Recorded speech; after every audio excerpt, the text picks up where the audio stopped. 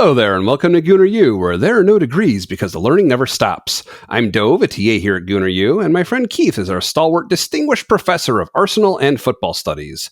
This week featured our 28th Premier League match at home versus Brentford. Hello, Keith. Hello, Dove. Are you feeling as discombobulated as I am? I can't tell, by the way, if that's partly because of daylight savings time, just totally catching me off guard, as terrible as that all is, or watching both City and Liverpool hit the post in the last 10 minutes on Sunday. Oh. I saw the result. I did not watch the match or highlights. I was occupied this weekend. Oh, boy. I mean, the draw is probably the ideal result. Oh, yeah. Definitely. Yeah, both the teams that are ahead of us in the table both drop points on the same day. Like, that's the best we could hope for, I think. Yeah, I mean, there was interesting because we'd have some conversations in the pub going, would it be better if one of them has to win? It would be better if it was City or Liverpool, City or Liverpool. I'm of the opinion, somewhat unpopularly, that City winning would have been better for us, mostly because we control our own destiny. That means we still have them yet to play, and even if they were ahead of us, we had a chance to jump them if we were to win in Manchester. That would be a lot, but I mean, you, as opposed to we're not going to play Liverpool anymore, and so if we have no impact on their potentially dropping points going forward. But we got the result we wanted, both in that game and, as we'll talk about, in ours. But that's did not get the result we wanted with daylight savings time, but that's getting rid of it altogether. Anyway, that's a different podcast. Yeah, so just a little bit of meta discussion about the show itself. So we had been, since disbanding our subscription program, we had made the after show accessible to everybody, but apparently that's confusing to some viewers and listeners. So what we are doing now is we're folding that into be part of the show. We're going to call it dessert at the end. It's kind of some fun, frivolous things that will probably typically have at least something to do with soccer, but maybe not always. It's just kind of at the end, if you're diehard, like I only want to talk about Arsenal and nothing else ever. Yeah, maybe turn it off at that point if that's not for you. But I'll always be all the way at the end, and we'll try that out, see if that works better. So as far as follow-up, one thing I started bringing up, I believe, in our last episode that wasn't our film studies episode, our episode talking about the Sheffield United match, I said, oh yeah, that reminds me, I wanted to get your opinion on something, and then I didn't end up actually asking the question, which is, I know you, like my father, who's really, aside from you, the only person I really talk about sports with. He's big into hockey, like I know you are too. And he was talking about how own goals are actually tabulated very differently in hockey, where there's basically almost never an own goal, where if you strike the puck and it ricochets in whatever way, if it's your strike that makes it go in, you get credit for the goal. Well, the way they officially do it is if the last player on the attacking team to touch the puck gets credit for the goal. Right. So in a sense, it's sometimes they're not even shots. I mean, the most interesting one is it was the first time a goalie ever officially got credit for a goal. He made the save, and the other team was was about to be on a power play, so they pulled their goalie for an extra skater. And because he made the save, and the guy tried to pass to a teammate who wasn't where he thought he was, puck goes all the way down the ice and into the empty net. So the goalie gets credit for the goal because he was the last one to touch it. Now goalies have also scored actual goals, but yeah. So in hockey they don't count that. Which was interesting. I randomly, in some other context, saw the rule for basketball. At least in the NBA, at one point, the rule was the offensive. If you for a player who accidentally knocks it into his own net, the rule is the offensive player who's closest to the ball when it happens gets credit for the basket. Okay. So it really does seem like the idea of own goals is really a pretty soccer-specific thing, that those aren't counted that way for most other sports. Yeah, the tabulation this way of you get credit for scoring another team's goal. Yes, that seems to be unique to soccer. Yeah, interesting. So there is something you wanted to follow up about from last week. Right. So I did that thing where I told you about something like, oh, I read this neat article, and then I never sent you the article. So have it here. Particularly appropriate this week, I think. David Raya prevents things unseen. It was based on a comment that Arteta made in one of his press conferences, and it got Art de Roche, who's one of the tactical writers, the Arsenal tactical writer at The Athletic, to try to parse that and sort of see what he thinks Arteta meant by that. Okay. So I thought it came out the previous week. I had mentioned it and then forgot to send you the link, so now you can put that in the notes for people to read, because I think it does, it does sort of get into some of the differences between Raya and Ramsdale beyond, I think, the obvious one that we saw on Saturday, but which we'll talk about, of course. But I think it's. But it is an interesting thing, and talks about that idea, right? In sports, there's what you see, but there's also the action you don't always see. Sometimes the preventing of certain things from happening and what the benefits you get from that. So right, cool. So that will be included this time around. So meanwhile, there was something in the news you want to talk about with the Liverpool and Manchester City, some fixture congestion or something. Yes, so we talked a little bit about this last week. So Arsenal, we're going to play Porto tomorrow in the Champions League, and that is our last game until the end of March.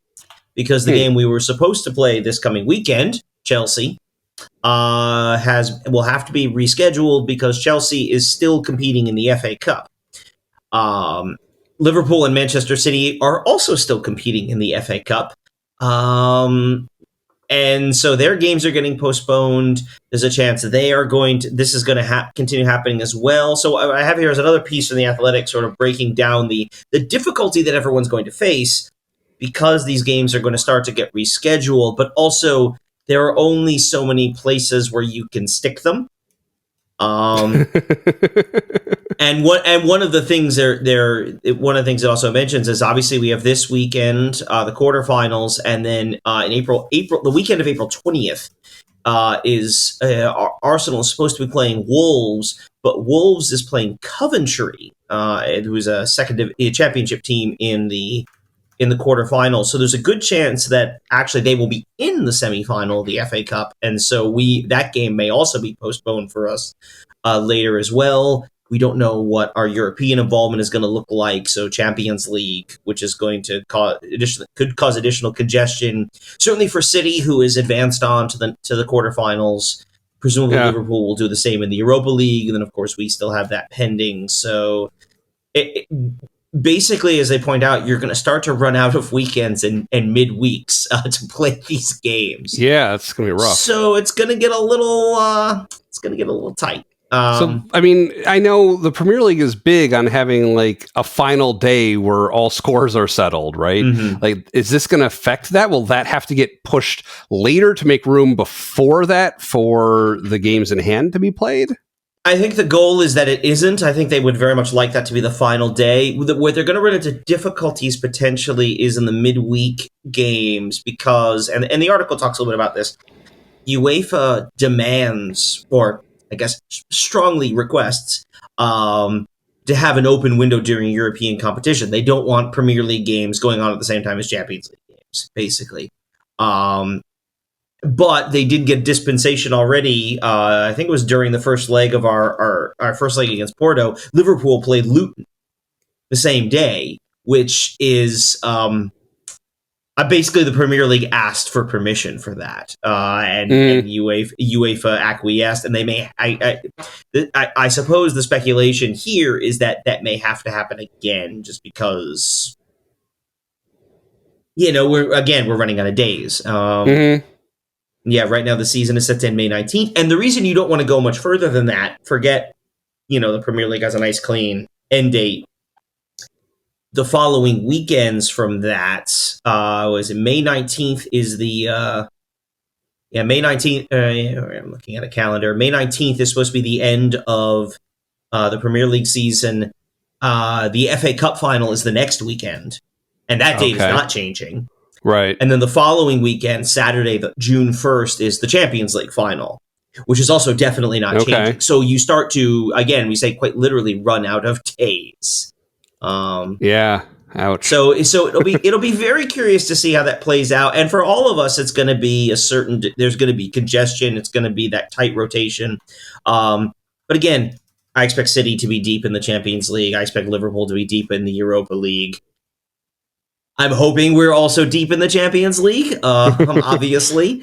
But even if we're not, it's going to potentially, we talked about Chelsea this weekend, Wolves potentially in a month. You're going to start to see some of that. Other teams being out is going to start to pile up, to say nothing of what that does to Liverpool or City and some of the opponents they may be having those weekends as well. So, right. It's going to be very interesting. Just keep an eye on your calendar because things may be changing. Well, once again, I'll mention to any newer listeners or viewers, one thing that's always very helpful to me as someone who's very focused on Arsenal in particular is I subscribe to their calendar that they publish on their website. So it just shows up alongside all my other calendars, my work calendar, my personal calendar, my Little League calendar, all the calendars that I have show in my app. I see Arsenal right there alongside my other stuff, so I can always plan around it if and when I want to. So it's helpful to me. And I have it set to update daily, and it stays pretty up to date with whatever information they know at that time. So yeah, cool. Well, let's go over to the Emirates. So this match happened Saturday, March 9th. The final score is Arsenal 2, Brentford 1. It was another signature, like down to the wire Arsenal victory.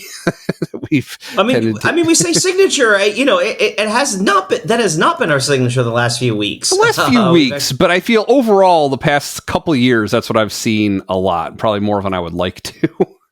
Overall for most of the season, probably, but.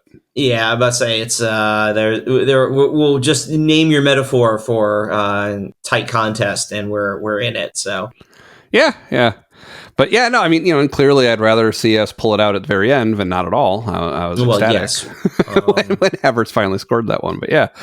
So, as I pointed out, Havertz had a late winner against Brentford in the away fixture earlier this season. So right. What we've discovered is that how much does it cost to break the bee's heart? 30 million a pop.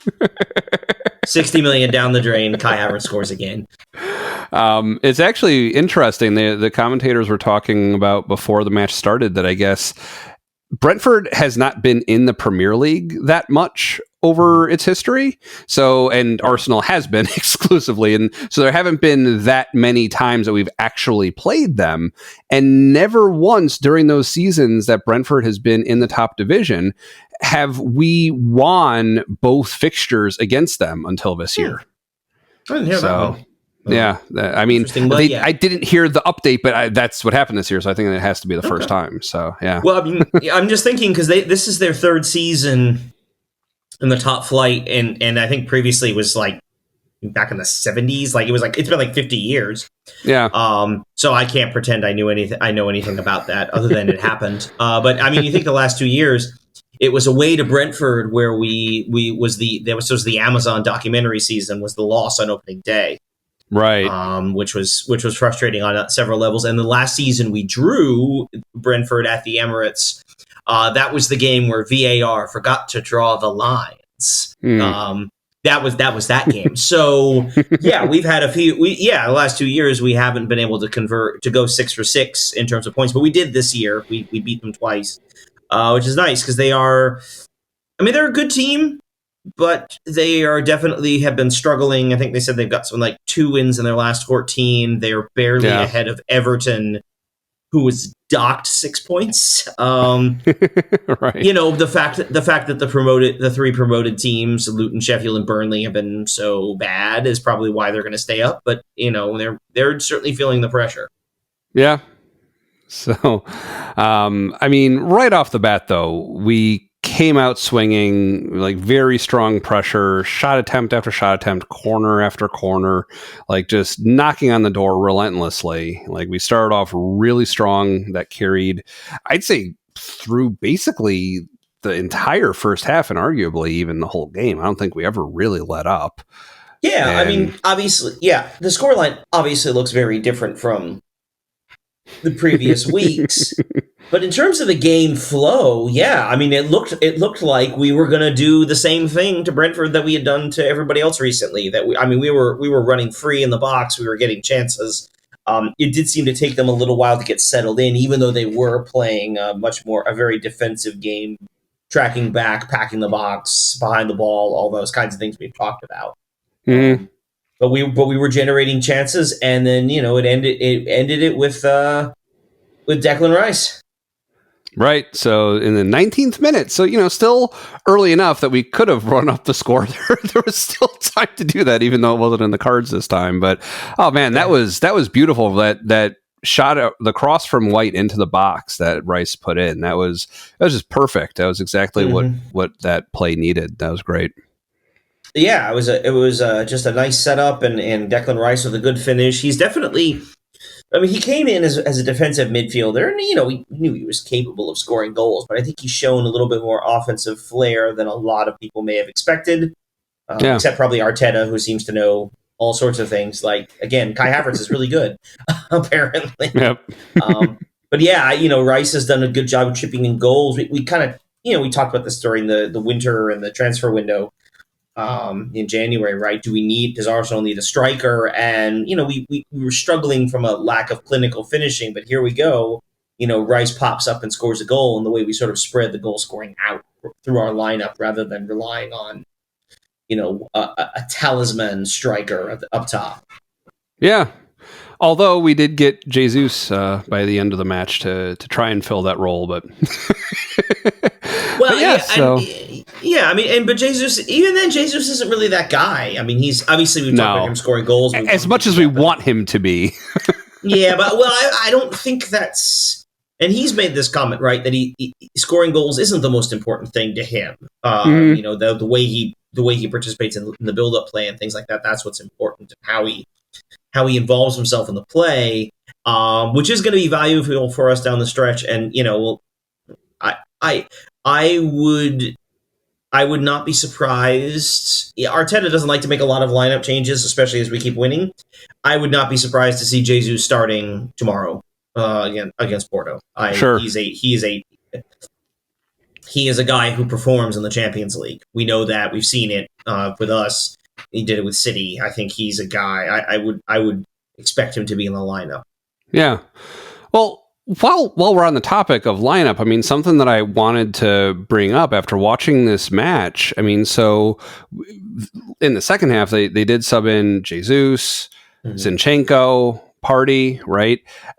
In my mind, and I can only think of one yesterday. I thought of another one now, but so we have Urian Timber is still out, and then Tomiyasu, right? Is there any of our main squad that are still on the DL? So Martinelli is still out. We talked about the cut on his foot. Yeah, notice Trossard started on the left. Right. Martinelli was not there. He didn't play. Apparently, he has already been ruled out for tomorrow. No. Okay. So I mean, we talked about this. It's a cut, so it's not like it's a broken bone or a torn muscle or anything like that. But obviously, it has to be. It's on his foot, so it has to be healed a certain amount. Right. It's not there. Hopefully that picks up, and we'll see. We've got basically looking at a calendar now. I mean, we basically have like 10 days. No, I'm sorry. We basically have almost 3 weeks really from the Porto, or 2 weeks from Porto until the City game. Hopefully that's enough time for him to assuming he doesn't receive a call up for Brazil, which I suppose is possible. But yeah, so no, that's good though. I mean, look at what we've done this season, even with all those key players out. It's great that they're starting to come back in this stretch where we really need to be firing on all cylinders. It's really encouraging. Yeah, and again, we talked about Partey getting time, Jesus getting time. Now Zinchenko coming off the bench, and it was a little dicier here. In this case, you can really see the Jesus and the Zinchenko additions weren't just about giving them a run out, but to adding Jesus as someone, I didn't think Trossard had a particularly good game. And then you add in, Partey came in, it was for Jorginho, I believe. Right. Yeah, so there you're. I mean, he got Party came on for Odegaard. Odegaard, but that was after the goal. I'm sorry, it was Zinchenko for Kiwior. That was what I was thinking of, and I saw Reece Nelson was Trossard. Hold on a minute. Yeah, Jesus came on for Jorginho. Jorginho, there we go. So yeah, actually, that emphasizes the point even better. Well, right, exactly. Yes, defensive midfielder off for a forward. You go ahead to later. You take off Kiwior, who's a center back playing left back, to replace him with Zinchenko, who is a midfielder playing left back, even though no one admits it. Right. So there's definitely a bit of an offensive push to that, but also you get them a run out, you get them minutes, get them time, get the legs under them, get them opportunities, and then it turned into a goal. So that was good. Oh, sure. So anyway, we got ahead of ourselves a little bit. I pulled us off track a little in talking about the roster, but yeah. So. Well, yeah. I mean, I guess that sort of gets us to, we talked about the dominance we had in the first half. Yeah. Which sort of leads us to the really big lineup change that we mentioned last week because we knew it was coming. David Raya cannot play against Brentford because of his loan conditions. Pretty standard stuff, really. Yep. But that means Aaron Ramsdale comes in, and let's get to the goal in a second. But you as a keeper, what did you see from Ramsdale? How did you see Ramsdale's performance overall? And we can fold the goal into that as well. Yeah, just in terms of the change between the two. Right, so this is the third match against Brentford that we've seen Ramsdale play in, right? Because there was a reverse fixture, and then I think there was... were they the ones who eliminated us from the FA Cup, or no? That was Liverpool. We beat them in the Carabao Cup, but I don't remember. Okay. I don't remember if actually he might have. Because I feel like there was a thing where they were okay with him playing in the Carabao Cup, but not the league. I'm now scrolling back. I feel like Raya might have actually played in the league in the Carabao Cup game. Hold on, let me see. I do remember though. So basically, like, just trying to think back, at least for one time that we've seen him sub in for Raya, and I think possibly twice. Yeah. There's definitely rust. I mean, I remember specifically talking about that when we talked about the last time. Like, you can tell, like, just putting yourself in his shoes, it's like, this is not old hat like it was last season for him. He's not as comfortable, and you can definitely tell that. I think that aside, and this really comes into play more in the second half, I think he had some phenomenal, like, instinctive saves, just like reflex action, blocked a couple of shots that almost certainly would have gone in, that I can't say that Raya wouldn't have. He may have also, but they were real, and maybe he would have been in a better position where it wouldn't have looked as amazing. Possibly. I can't say for sure, but he did have some impressive saves on top of allowing that goal, kind of somewhat counterbalancing and maybe overall eclipsing the own goal. It wasn't even called an own goal, even though it kind of was. Again, going back to our prior discussion, in other sports that would have probably, I guess, I don't know, actually. Well, in other sports, in other sports, it would have definitely been Wisa's goal, right? Which I think, which it was in this case, and it should be. But yeah, there's Ramsdale. Again, it's not an own goal, but it doesn't go. It wouldn't go in the books that way. But right, it may as well have been. Yeah, that was just. It's one of those, you watch it and you feel like it's happening in slow motion. I mean, the ball bounces sort of slowly into the goal, but you sort of. Yeah, as Ramsdale's going to clear the ball, Wisa slides in. Right, the clearance hits off his legs. Which, to be fair, that's a play Wisa's probably tried to make before. And how many times does he just completely whiff on it? It's maybe a 9 out of 10. Nothing happens, but we got the one, and it's embarrassing. It was particularly tough, just because we dominated. It felt a lot like the Liverpool game. The league game that we won, where we kind of we were the better team, especially in the first half, but then we gave up a pretty dumb goal right before the half, and it was 1-1, and it kind of felt the same way. I actually didn't feel even with the goal, I didn't feel bad going into the half, because I was like, we're playing well, we're the better team, we're gonna be fine. Yeah. Yeah, I felt the same. Yeah, I wasn't feeling that by the time we got to like the 75th minute, but overall, yeah. But so getting back to Ramsdale, I feel like overall, looking at his performance across this whole match, to me, you definitely see not only Raya's strength in distributing the ball, like we've talked about before, in contrast, but it really did seem like that was his weakest point, where he really was not even as good as I remember him being before. But again, maybe that's just because I've gotten used to seeing Raya play now. It's tough to say, but there were just some other boneheaded like clearances, and that's what's gotten us into trouble with him the one or two other times that we've seen him this season, is just not getting the ball clear in the way that he should have. Now, there were a couple moments this match where he hurls it like down the field in what could have been like a really nice, potentially even goal-scoring play. Who's to say, was it his fault? Was it, I think, Trossard or whoever was going after it? The timing was off and it didn't quite work, but it was so close. I mean, but I wonder how much of that, because I know exactly the way you're thinking of. I part of me thinks that's just, as we said, Trossard is not supposed to be starting on the left. That's supposed to be Martinelli. Yeah, I think if that ball's to Martinelli, he catches up to it a lot faster. Right. I think that's just a case of you don't have quite the guy you want in that. I mean, it one or two touches better, and it turns into a shot on goal. I think that was right. How much of it do we talk about Ramsdale? How much of it is other areas in the field? We could talk about the saves he makes.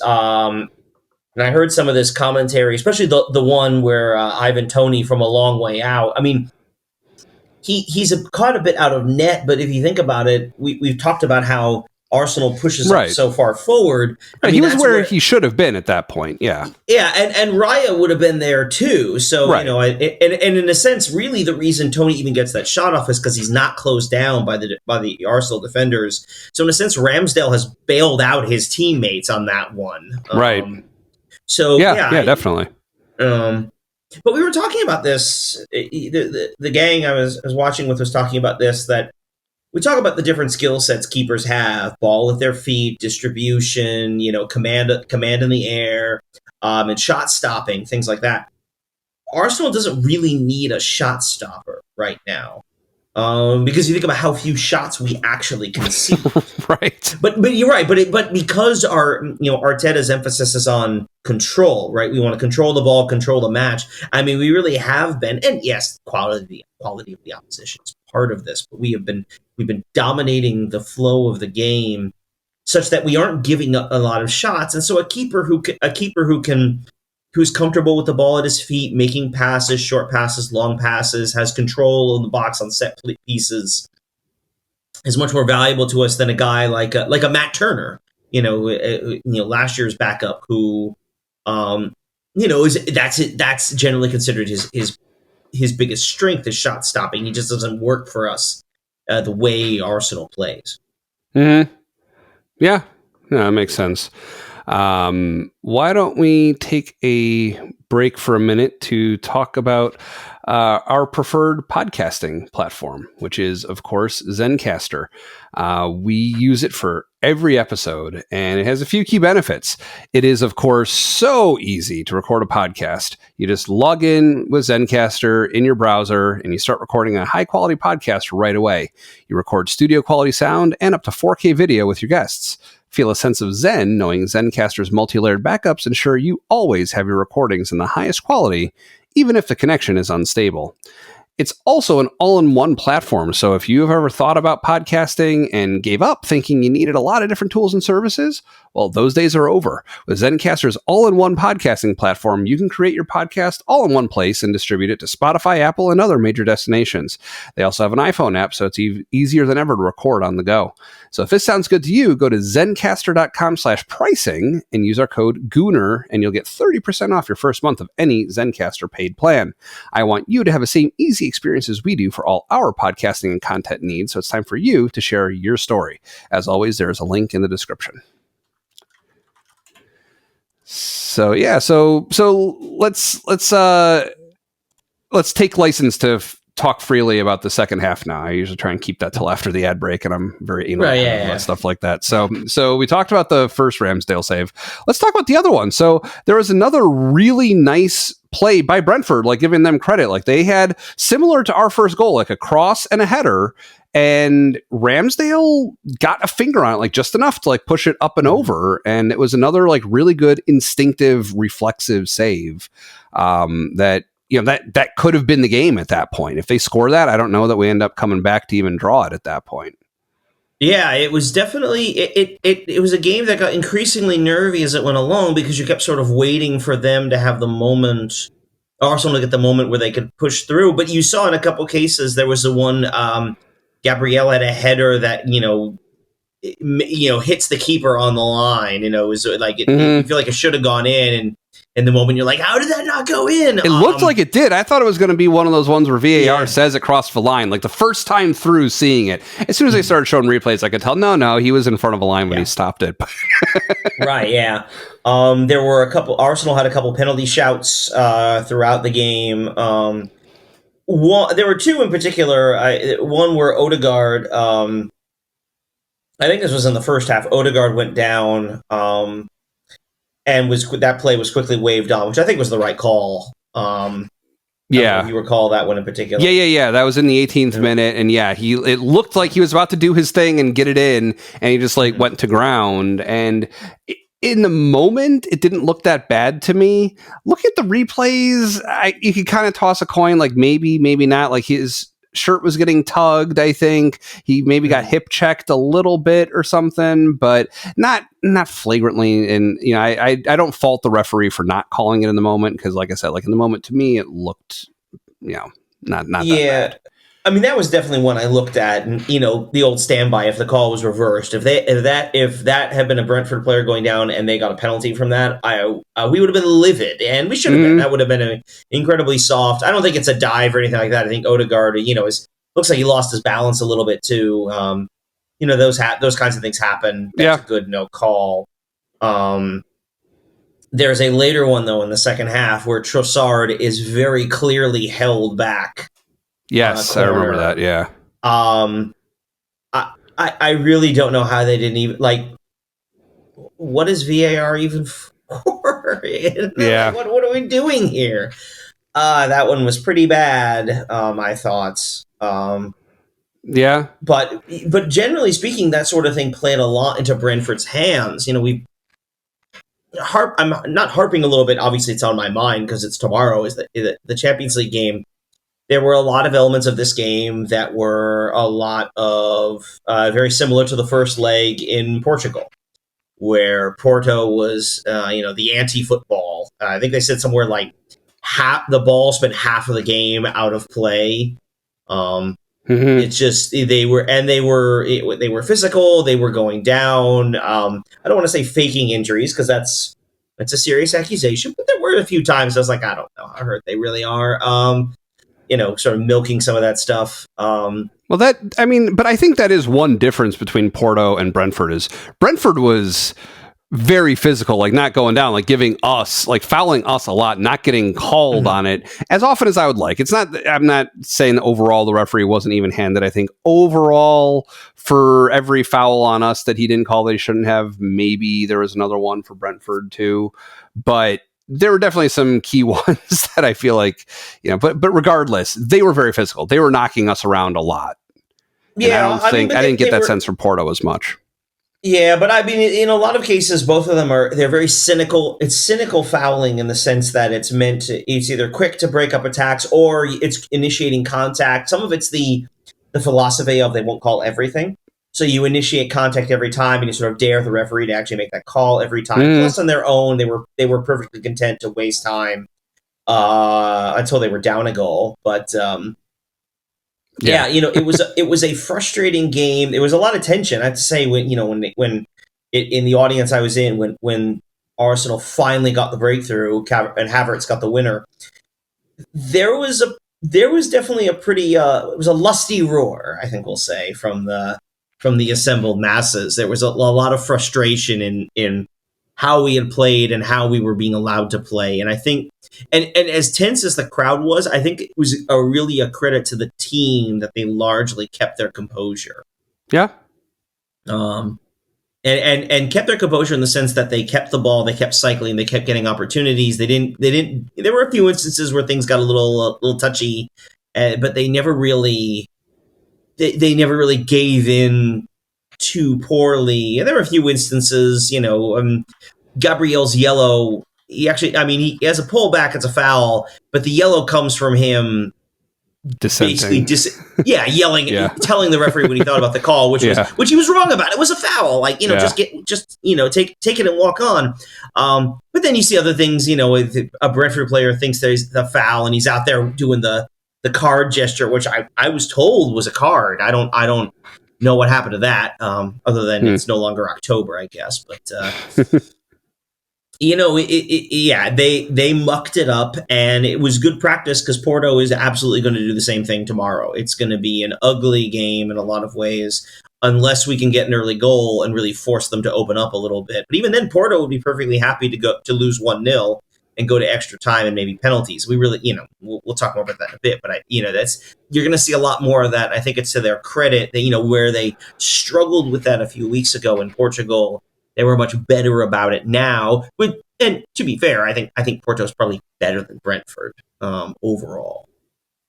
Yeah, and I guess you would generally hope that that's the case for teams you're playing in the Champions League compared to domestically. Of course, you're going to play Liverpool and Manchester City also, but it's some of that does sort of depend, right? It's the relative strength of leagues. Porto is generally a very solid Portuguese team in what is, I think, considered like the 6th or 7th best league in Europe. So a team like Porto, Sporting, we saw last year, Benfica, the big Portuguese teams are usually pretty dangerous.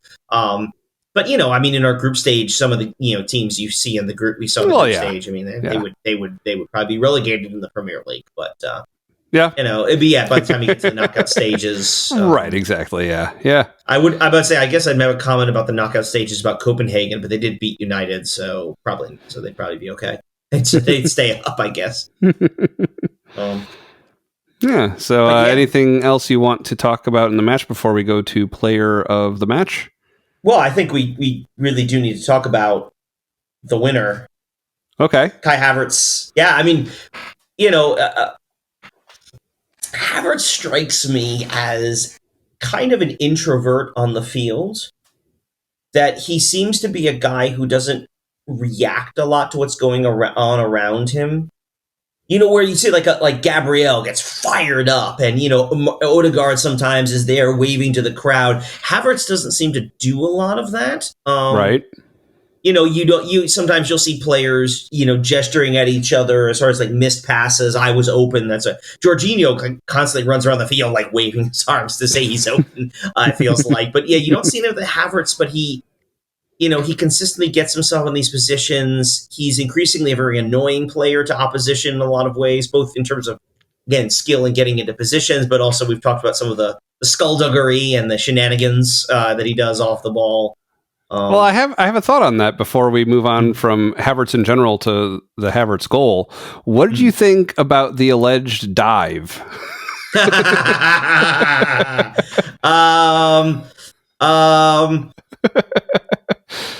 I think what happened there. The comments, by the way, just for those who aren't aware of this, Thomas Frank, the manager from Brentford,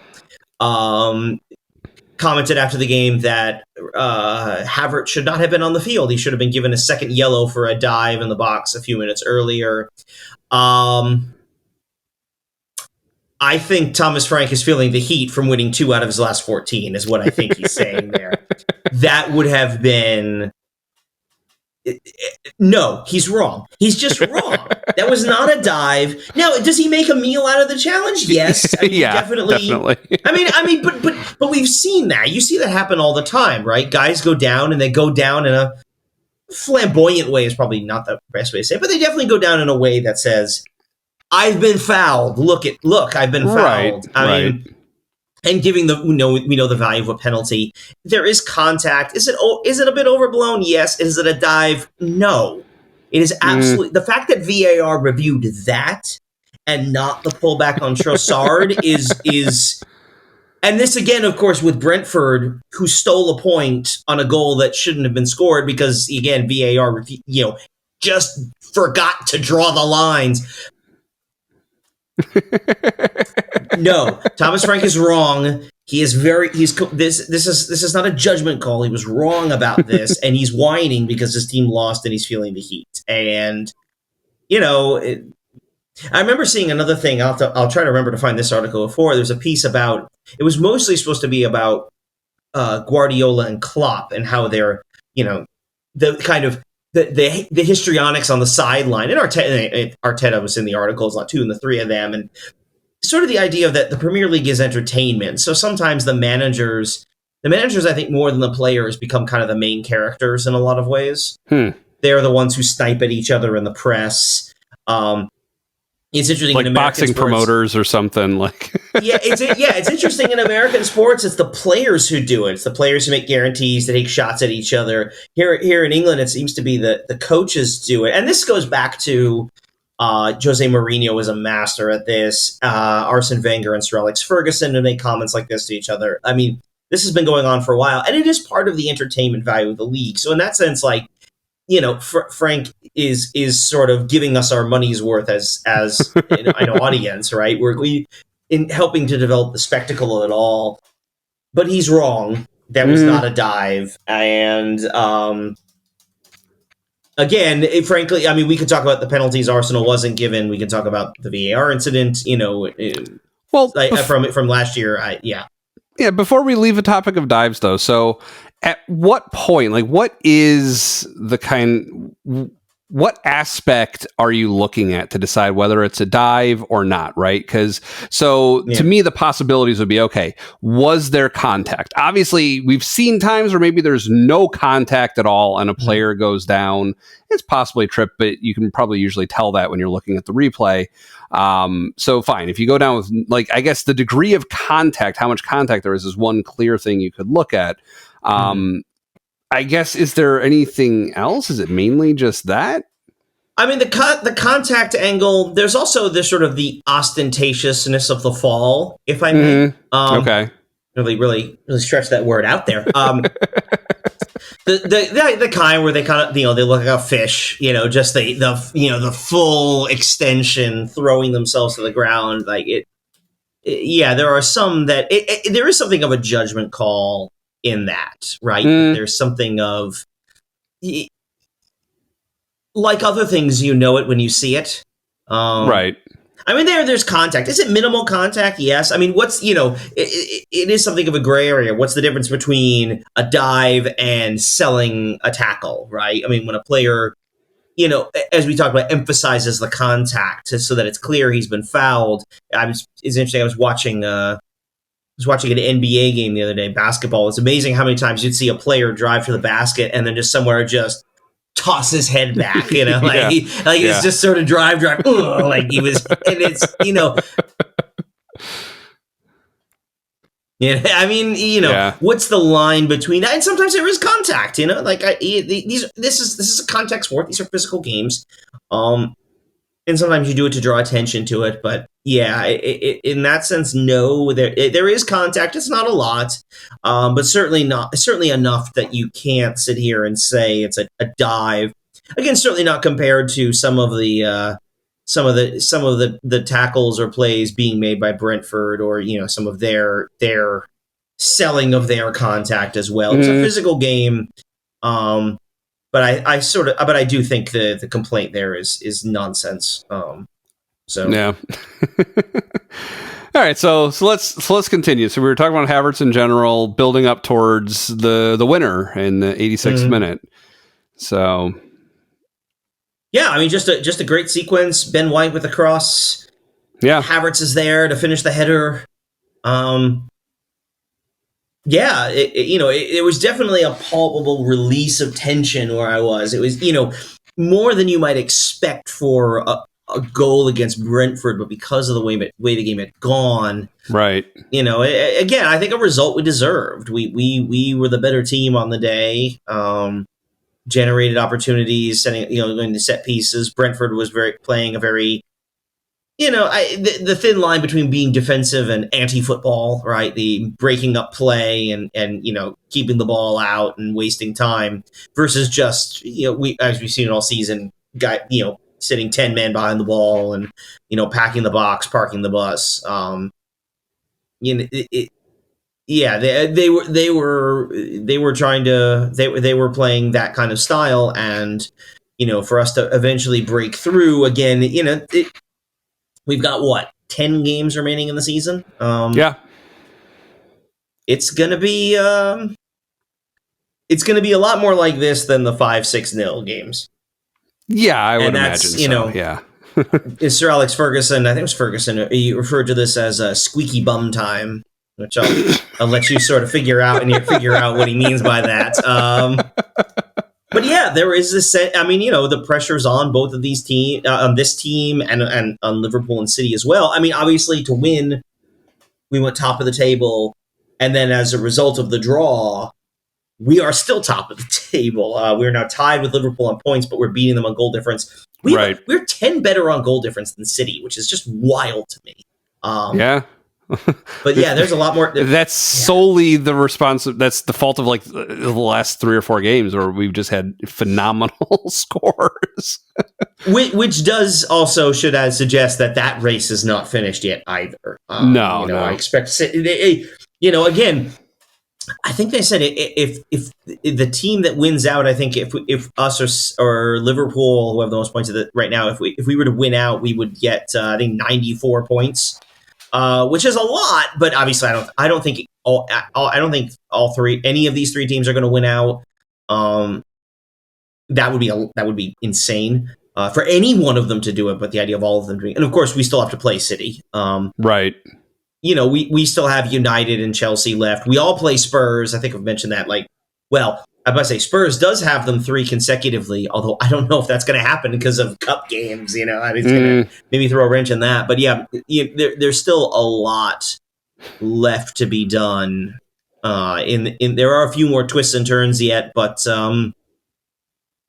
it's nice up here, up at the top of the table. It felt good on Saturday to be able to say it, and it feels good today to be able to say it, which is not something we necessarily could have expected to say. That's funny. So we're talking about these blowout results, like 6-1, 5-0, those types of scores. It was funny. We were eating out this weekend, and there was college basketball on, and my son's never watched basketball. The only professional sports he's really watched is like soccer with me, and maybe a little bit of baseball with his grandparents or something. But so there's a basketball game on. And he was like, "Oh, what's the score?" And I was like, "Oh, it's 45-43." And his jaw dropped. Like that was an unfathomable number. Yeah. I was like, "Well, you see, son, first of all, they're expected to score every time they go up and down the court. And if they score a regular shot, it's 2 points that they score with one shot." And then you add in the threes. Yeah, no, it's a totally different game, totally different expectations. Yeah, right. It was really, really funny. He couldn't believe it. So who's your player of the match? I thought about this a lot. I think some honorable mentions to Aaron Ramsdale for coming in. Obviously, you can't give it to him because the goal was pretty bad. Yeah. But a couple of saves to keep the game in it. I thought Odegaard was really good in terms of his, again, we talk about the player who orchestrates the performance, the things he does. Kai Havertz with the winning goal. But I'm going to throw it to Benny Blanco. I'm going to say Ben White, who with 2 assists, he had the crosses on both goals. And he has really just been a mainstay there in the right back position. He hasn't had a breather. He just keeps playing, and he plays well, and he does a lot. He works so well with Saka down that right hand side. For me, it's a bit of a seasonal recognition, but also I think with the 2 assists, I think I'm going to go with Ben White today. Yeah, no, you sniped me. That was like definitely honorable mentions to Saka and Odegaard, which you could say in almost any given match that we've played this year. They're phenomenal. They're and Declan Rice and Declan Rice, like the three of them Saliba, always. Yeah. We're a pretty good team, Well, I mean, it's that.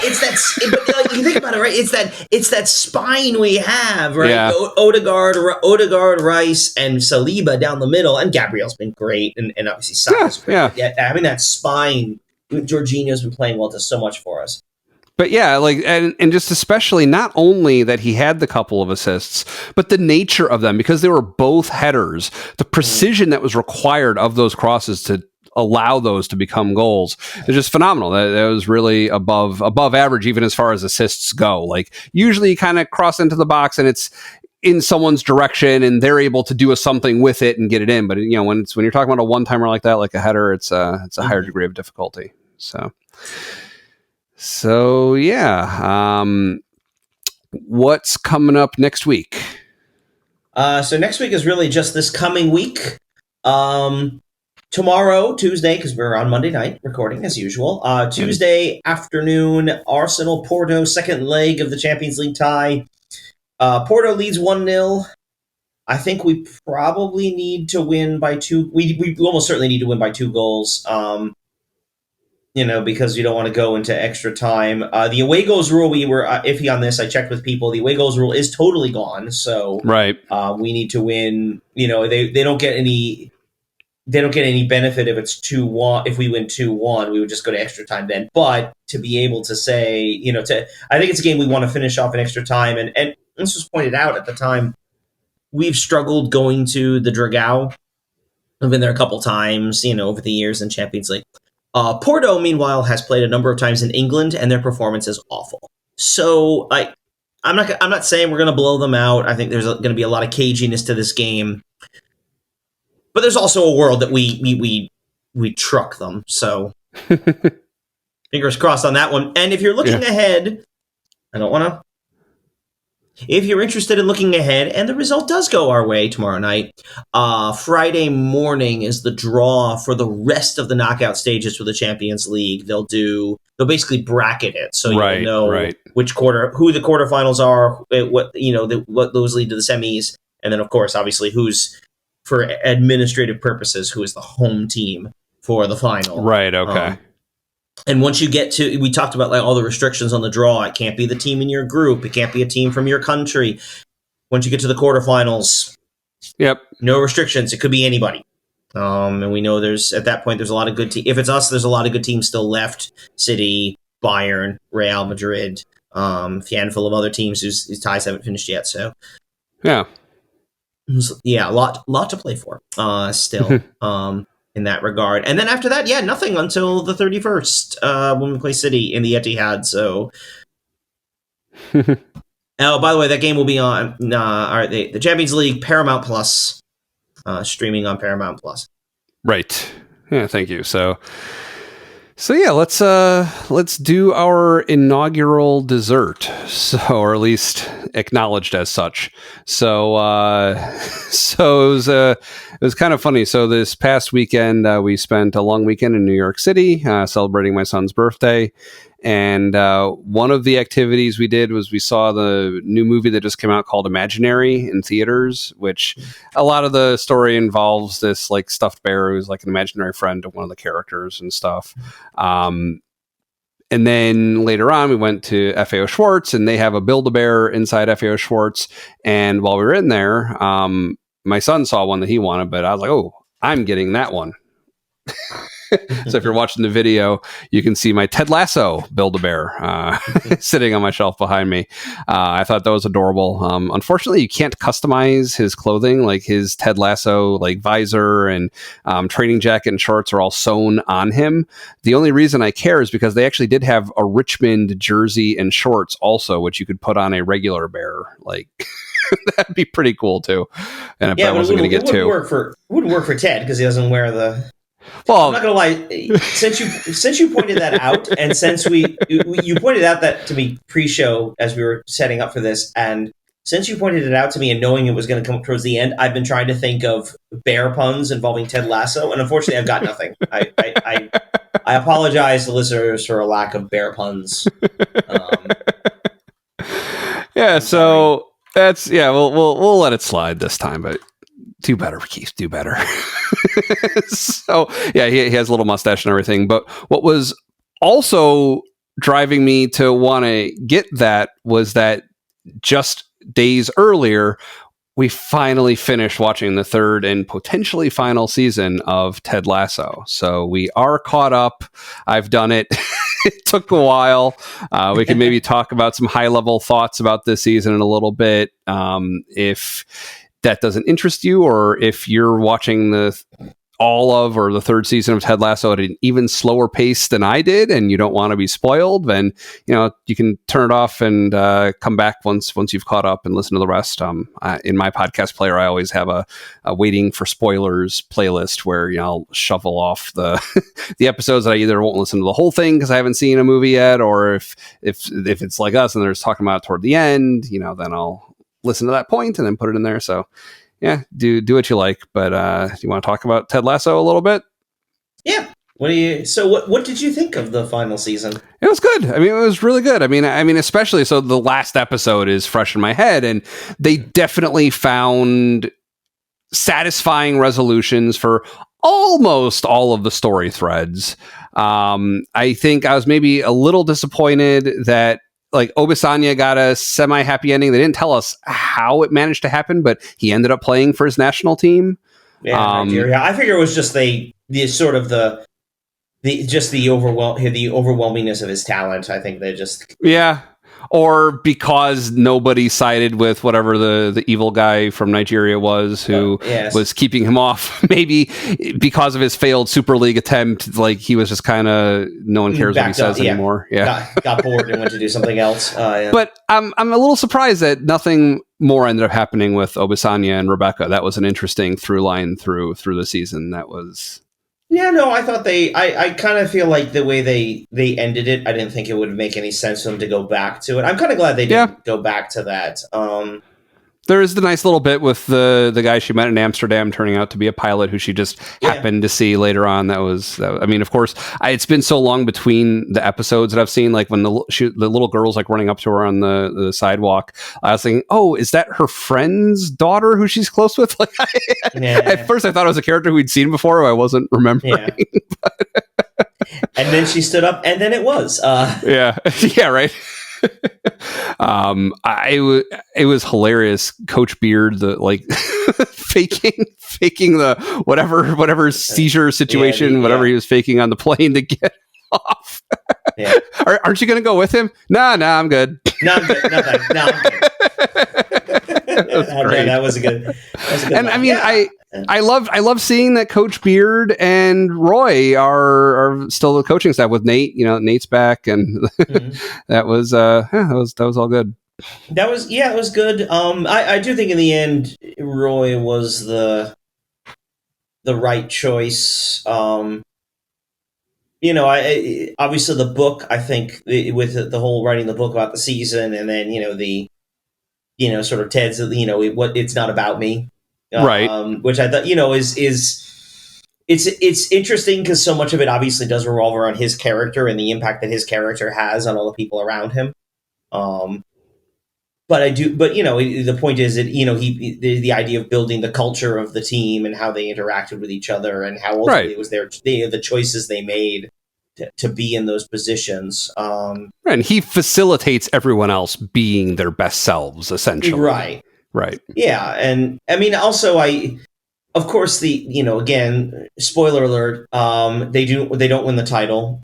They're pipped at the very end by Manchester City, which, again, when this came out a year ago, which was right after I watched it right after the Premier League season has ended, and so I felt that. I understood. Yeah. I mean, even watching it this much later, I was like, oh, that's Arsenal last season. That's what I told my wife as we watched it. Oh, that's us last season. Yeah. I mean, I'm glad they did that because I think it would have been just a little too cheesy for them to actually win the title. Yeah. I think as an ending, I think it was more appropriate. Yeah.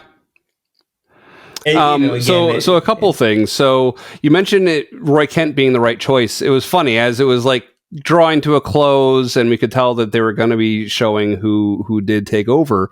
My wife had said something like, "Oh, well, do you think it'll be Roy?" And I was like, "I don't know. I mean, he just retired from playing. He's been an assistant coach for one season.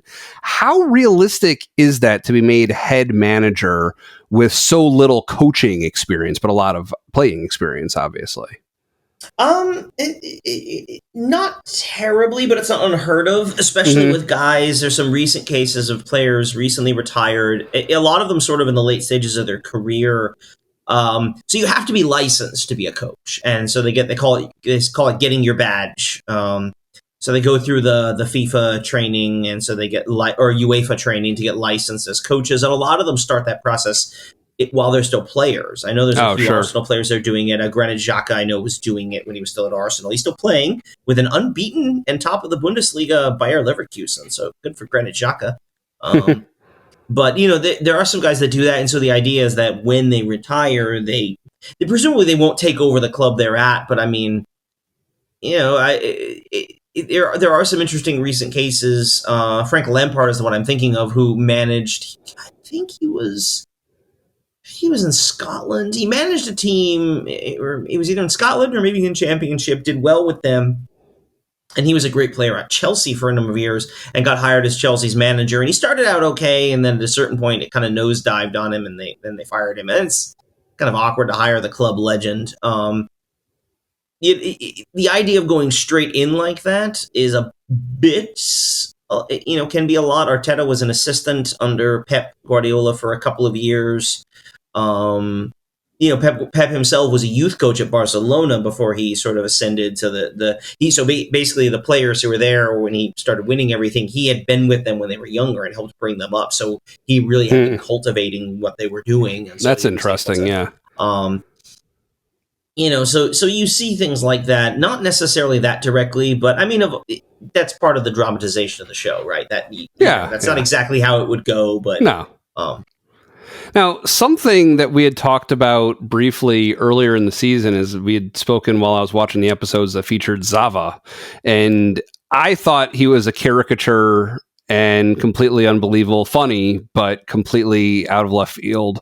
I recall you telling me that he's actually based on a real person, though, right? Yeah, Zlatan Ibrahimovic, the Swedish striker.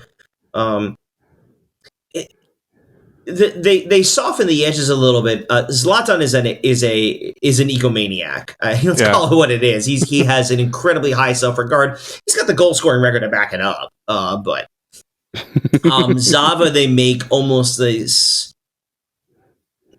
if he's just living in a different plane of existence, in the sense that he's just seeing the world in a completely different way than everyone else does, which isn't necessarily it's not good and it's not bad. It's just kind of, he's just different. But he scores a bunch of goals, so everyone's okay with it. They soften his edges for the comedy, but also I think in some ways, like an actual Zlatan is a little too much like early or season 1 Jamie Tarr, guy who's very much in his own, who's very much his own guy, does his own thing because he knows, and in some cases is convinced, as he should be, that he's the best player on the team.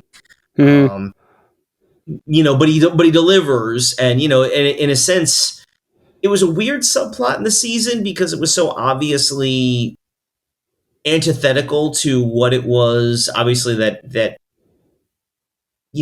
Coach Lasso's doing with Richmond. And it is interesting, I think, the way the guy who is really sort of pushing back against it was Jamie, of all people, who sort of saw how it was unhelpful. Right. Well, and I mean, let's talk about Jamie Tartt for a minute, because I think he had a really nice story arc where he's like a completely unrecognizable person almost by the end of the third season from how we're introduced to him.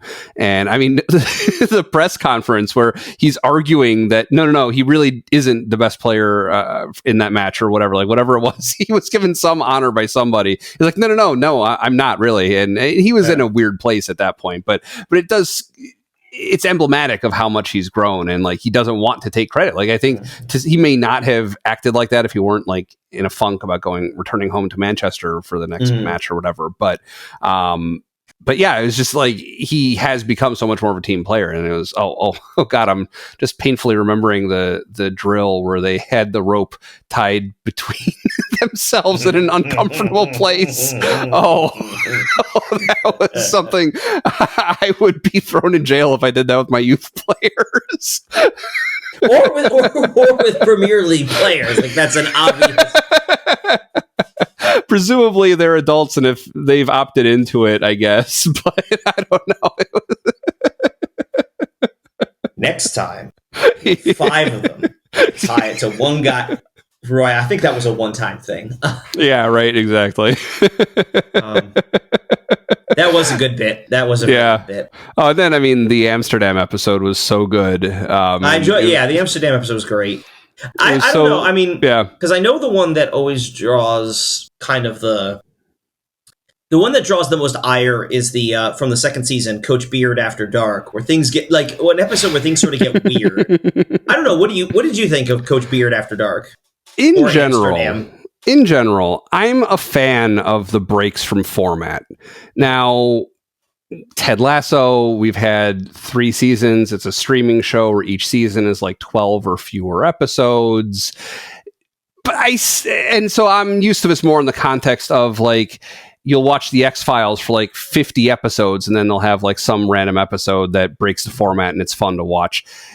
I'm a fan of that idea, and I think overall the writing and acting is good enough. Like it was fun. It's fun, and I mean that helped us appreciate his character more going into the 3rd season, where like he ends up like in this serious, wacky but serious relationship, and just all these other things that it does kind of help us understand where he's coming from a little bit. I mean, just like it makes us believe more, like the speech that he gives Nate ultimately, like in trying to convince Nate to come back to the team.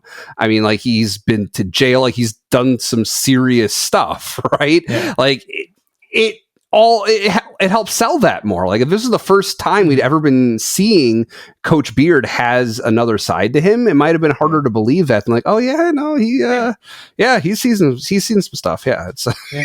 I mean, I definitely enjoyed the episode. The problem I have with it is really just it loses its charm after the first watching. The first watching is really like, what is happening right now? But once you know all that's going to happen, it kind of, I mean, it's still fine. I enjoyed it when I watched it the first time, but it's kind of one of those when I watch the second time, I'm like, all right. But, again, it's one of those half the episode. When you watch it the second or third time, half the time it's like, all right, I don't really like this scene. I want this. I want to go to this other one that I like better. This scene I like better. Right. But yeah, I mean, it's getting back to the Amsterdam episode. I mean, it was so funny because so the whole thing is about Ted Lasso developing this whole new outlook on how to play the game, and he thinks it's like he's having this supposedly at the time he thinks hallucinatory experience, which it turns out he wasn't actually on anything, and it was just his own epiphany. And Coach Beard sits down and is like, yeah, that's total football. Like that was. Well, I was glad they were able hung to a lantern on it. Yeah, the lampshade that just to be like, that was invented by the Dutch in the 70s. Like, right. Because I mean, like as he's describing it, I'm looking at the screen thinking that's how the game is played, right? Like, and especially to have Coach Beard be the one to explain that to him. I mean, I have the outside the show experience with Brendan Hunt of listening to his World Cup podcast that he does with Rebecca Lowe after the whistle. And I know, but he's seriously into soccer. Like Brendan Hunt, the actor who plays Coach Beard, is a big soccer fan, an Arsenal fan specifically. He first started following soccer in college, I think he said, when he was going to school abroad in Amsterdam, and it was like a bunch of Dutch friends got him into the sport in the first place. So of course he would know about something like that originated there. It was fun, and overall it was a very fun season. There's a lot of fun times, and maybe at some point we'll maybe go through all of Ted Lasso in more detail. I mean, I'd love, it was funny. So I may have talked about this early on in the show when we first started recording, but the way that you ended up getting me into watching soccer in the first place was I had no frame of reference for soccer at all other than Ted Lasso. And I had watched the first season and I thought it was hilarious. I loved it. I'd gotten like Ted Lasso merch to wear to my youth soccer practices that I just started doing with the like super little like preschool kids. And you were visiting and you hadn't seen it, and we just binged the first season together. Mm-hmm. And I started getting a sense from you of like, oh wow, this is actually like what this Premier League thing is like to some extent. Like a lot of the things that may have seemed a little bit crazy to me are actually like based in reality.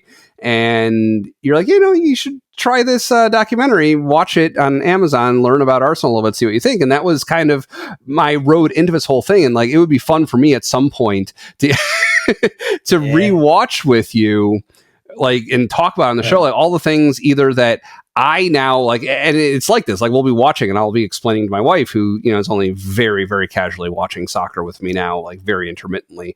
Like I'll be explaining things to her that I've learned now, like, oh yeah, that is the bubbles at West Ham. Like that's a real thing, like stuff or not. Yeah. It is West Ham. Oh yeah. Right? West Ham. Yeah, yes. Yeah. West Ham is for blowing bubbles. Yeah. Like stuff like that. It's like, it's all these little things that like I do recognize now. And I'm sure there's still things that you like. Zava is like a perfect recent example where like, yeah, I'm like a season or two in. That's something that you knew about that I didn't still. So it'd be fun to kind of go through more detail and kind of talk about the real side, like what things are there in this episode that enrich the experience by knowing about it. So yeah. I would just two more things I'll point out. One is the total football. What I found fascinating is that because Ted invents it right in Amsterdam, right? And they come back to start the next episode where they actually like Coach Beard does the little PowerPoint there where he explains it to them, which is particularly hilarious because as you point out, it is so integral to the way the game is played. You don't have to explain any of this to any of those players; they've all been playing that their entire lives. So that was funny. Yeah. One last one I do want to get your thoughts of the opening scene of the last episode. Okay. Where Ted shows up in Rebecca's house. Yes. What did you think of that? So at first, it looks like they hooked up. Mm-hmm. That's certainly what you're meant to think. And it begins to seem less and less like that, I think, once we see Beard and his girlfriend / fiance, and you start thinking, oh, wait, this got really crazy. And then they explain, like, no, they just crashed there or something. I think they probably didn't. It would be funny if they did and somewhat understandable, especially since the season's almost over. He knows he's leaving. Like, you could have believed that would have been the case, right? See, I think that was a deliberate gag because there were a lot of fans who wanted that to happen. Yeah, I know that was a discourse. So I think that was all. I thought it was hilarious because I knew I'm pretty sure that's exactly why they were doing it, was to have a go at the fan base who wanted that, which I think they did it the right way. That was not a good idea. That shouldn't have happened. Right. I think that was for the best. And yeah, the way they set it up was, I think, obvious. And then Beard and Jane show up, and it's like, what? Right. Don't go in there. Yeah, no, it was enjoyable. I definitely do look forward to a subsequent watch through because I've seen the first season twice now, like once on, or actually I may have seen it 3 times because I watched it, I think, on my own. I watched, you know what? I've seen most of the first season 3 times. I watched a lot of it on my own before deciding, you know what, this is really good. Christine would like it, and rewatching with my wife, and then also like the 3rd time with you. So I've seen, there's like maybe the last few episodes of a season I've only seen twice, but yeah, so I've seen most of the first season 3 times. Mm-hmm. But then the 2nd and 3rd I've only seen once. So yeah, that'd be fun sometime. Thanks for joining us at Gooner U. If you're watching on YouTube, you can also listen to our show on Apple, Spotify, and some other places. If you're only listening, try watching us on YouTube. There's a link in the show notes to take you there. Wherever you watch or listen, please like, subscribe, rate, review, and share the show.